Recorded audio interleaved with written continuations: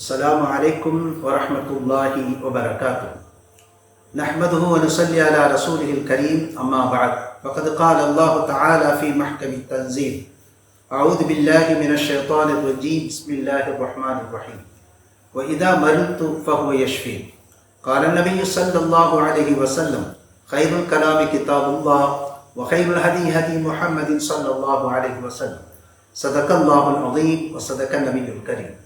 ربي أوزعني أن نشكر نعمتك التي أنعمت علي. اللهم اغفر شيوخنا ولجميع الحاضرين برحمتك يا أرحم الراحمين. அன்பிற்குரிய அல்லாஹ்வின் நல்லடியார்களே, ஹஸரத் இப்ராஹிம் அலைஹிஸ்ஸலாத்து வஸ்ஸலாம் இறைவனை அறிமுகப்படுத்தும் போது, அல்லதி ஹலகனி ஃபஹுவ யஹ்தீன், அவன் என்னை படைத்தான், நேரான வழியை காட்டினான். அல்லதி இத்உமுனி வயஸ்கீன், அவன் எனக்கு உணவளித்தான், தண்ணீரும் புகட்டினான் என்று சொல்லிக் கொண்டு வருகிற அந்த வரிசையிலே வஇதா மரித்து ஃபஹுவ யஷ்ஃபீன், நான் நோயுற்றால் அவன் குணமாக்குவான் என்று சொல்கிறார். உள்ளபடியே எப்படி சொல்லி இருக்க வேண்டும்? அவன் என்னை படைத்தான், எனக்கு வழிகாட்டுகிறான், எனக்கு உணவளித்தான், தண்ணீர் பருகச் செய்தான், எனக்கு நோய் தந்தான், நிவாரணம் தந்தான் என்றுதான் சொல்லி இருக்க வேண்டும். ஆனால் அப்படி சொல்லவில்லை. நான் நோயுற்றால் அவன் எனக்கு நிவாரணம் தருவான் என்று சொன்னார். இது ஒரு ஒழுங்கை நமக்கு கற்றுத்தருகிறது. என்னதான் அந்த நோய் என்பது இறைவனுடைய புறத்திலிருந்து ஏற்பட்டாலும், நோய் இறைவன் தந்தான் என்று சொல்வது ஒழுக்கக்கேடு என்கிற ஒரு மறைமுகமான பாடத்தை ஹஸரத் இப்ராஹிம் அலைஹிஸ்ஸலாம் அவர்கள் நமக்கு சொல்லித் தருகிறார். ராபியத்துல் பஸரியா அப்படின்னு ஒரு இறைநேச செல்வர் இருந்தாங்க, ஒரு அம்மா இருந்தாங்க. ஒரு நாள் அவங்க வீதியில வருகிற போது ஒருவன் தலையில கட்டி கொண்டு வந்தான். தலையில ஒரு வெள்ளை துணி வச்சு கட்டிட்டு வந்தான். அந்த அம்மா அவங்கள்ட்ட கேட்டாங்க, என்னப்பா அப்படின்னு கேட்டாங்க. கடுமையான தலைவலி, 2 நாட்களாக தலைவலி தீரவில்லை, அதனால நான் தலையில கட்டு போட்டிருக்கேன் அப்படின்னு. அப்போ அவங்க கேட்டாங்க, 2 நாளைக்கு முன்னாலே நீ ஆரோக்கியமாக இருந்தாயா? ஆமா இருந்தேன். அதை சொல்வதற்கு ஏதாவது அடையாளமாக தலையில் கட்டி கொண்டு வந்தாயா? நான் ஆரோக்கியமாக இருக்கிறேன் என்று சொல்வதற்காக, அல்லது மற்ற மக்கள் நீ ஆரோக்கியமாக இருக்கிறாய் என்று புரிந்து கொள்வதற்காக எதையாவது செய்தியாப்பான்னு கேட்டாங்க. இல்லை அப்படின்னு. அப்போ இப்போ மட்டும் எதற்காக இப்படி அடையாளம் காட்டுகிறாய்? மக்கள் எல்லாம் உன்னை கேட்கணும், அப்படித்தானே? தலையில என்ன கட்டுன்னு கேட்கணும், உனக்கு தலைவலின்னு சொல்லணும். அதனால அல்லாஹ் உனக்கு செய்திருக்கக்கூடிய இந்த சோதனையை வெளிக்காட்ட வேண்டும் என்று நினைக்கிறாயே, இது உனக்கு அழகா என்று கேட்டார்களாம். அதற்காக தலைவலி வந்தால் தலையிலே கட்டு போடக்கூடாது என்பதோ, தலைவலி என்று பிறருக்கு சொல்லக்கூடாது என்பதோ அப்படி அல்ல. அந்த இறைநேச அம்மணியினுடைய பார்வையிலே அல்லாஹ் சுப்ஹானஹு தஆலா ஒரு சோதனையை தந்திருக்கிறான் என்றால் அதை வெளிப்படுத்தக்கூடாது என்கிற பேணுதல் இடத்துல இருந்தது.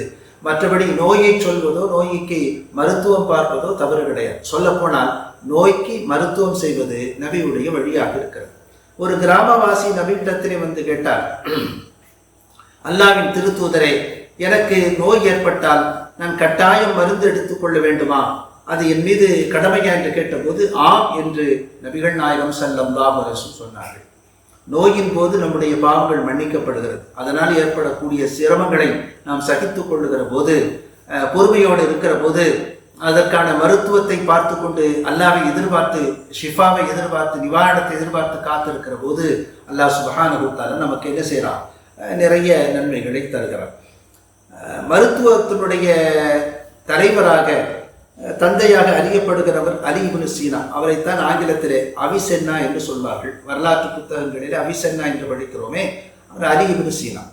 இஸ்லாமிய முன்னோடிகள் நிறைய பேர் மருத்துவத்தில் மிகப்பெரிய தாக்கங்களை ஏற்படுத்தி இருக்கிறார்கள், மிகப்பெரிய ஆக்கங்களை உருவாக்கி இருக்கிறார்கள்.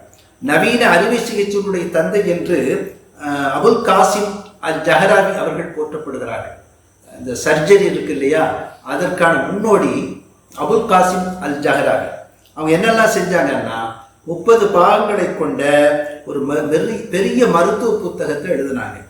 அடுத்து காது மூக்கு தொண்டைக்கான சிகிச்சையை அறிமுகப்படுத்தினாங்க. அறுவை சிகிச்சைக்கு முன்னாலே அந்த இடத்தை உணர்விழக்க செய்யக்கூடிய மருந்தை கண்டுபிடிச்சாங்க. காது சோதனை கருவி, சிறுநீரகத்தை பழுது பார்க்கிற கருவி, தொண்டையில் உட்செலுத்தும் கருவி, இவைகளெல்லாம் அபுல் காசிம் அல் ஜஹராவி கண்டுபிடித்தார்கள் என்று வரலாற்றை படிக்க முடிகிறது. மருத்துவத்திற்கு நிறைய சேவை செய்திருக்கிறார்கள் முஸ்லிம் முன்னோடிகள். ஆனால் அந்த வரலாறுகள் இன்றைக்கு நாம் தெரியாமல் இருக்கிறோம்.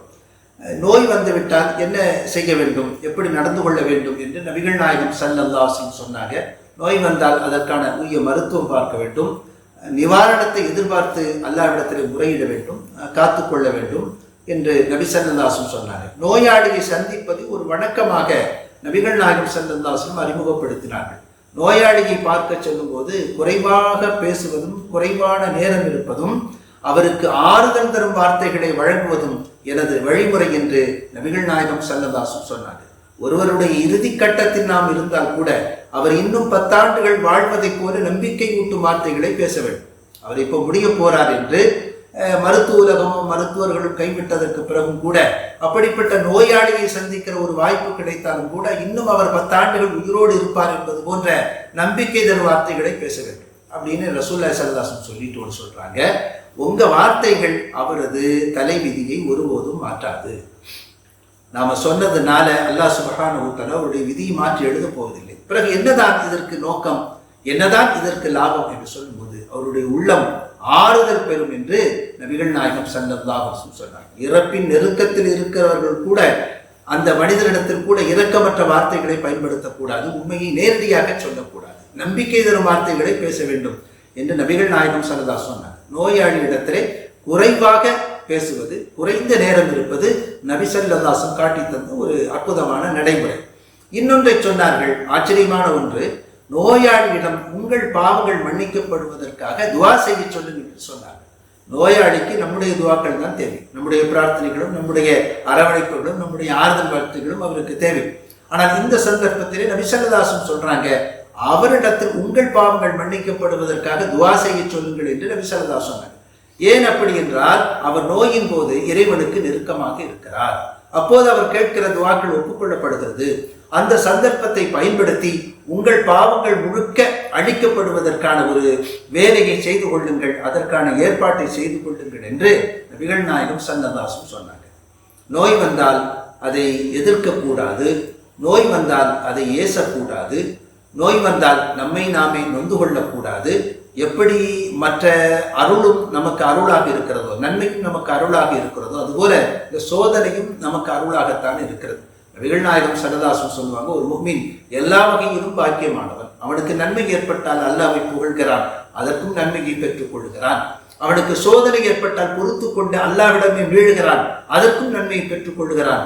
எப்படி பார்த்தாலும் இவன் நன்மையை சம்பாதிக்கிறான், ஒரு இறை நம்பிக்கையாளன் என்று நபிகள் நாயகம் ஸல்லல்லாஹு அலைஹி வஸல்லம். எனவே அந்த அடிப்படையிலே நோய் வந்தால் நாம் பொறுமையாக இருந்து மருத்துவம் எடுத்துக்கொண்டு அல்லாஹ்விடத்திலே நாம் பிரார்த்திக்க வேண்டும், பொறுமையாக இருக்க வேண்டும்.